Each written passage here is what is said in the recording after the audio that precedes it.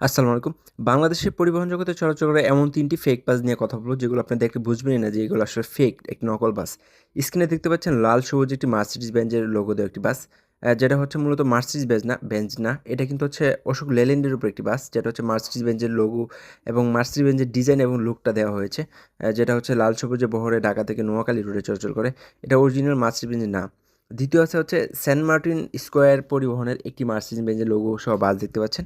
যেটার হচ্ছে শেপ এবং ডিজাইন কিন্তু দেওয়া হয়েছে টোটালি মার্সিডিজ বেঞ্জের।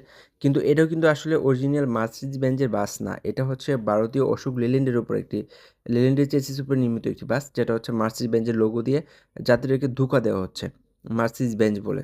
তো এরকম বাংলাদেশে কিন্তু অসংখ্য বাস আছে যারা হচ্ছে যাত্রীদেরকে ধোঁকা দিয়ে বিজনেস করে যাচ্ছে। টোটালি প্রতারণার একটা শিকার বলতে পারেন।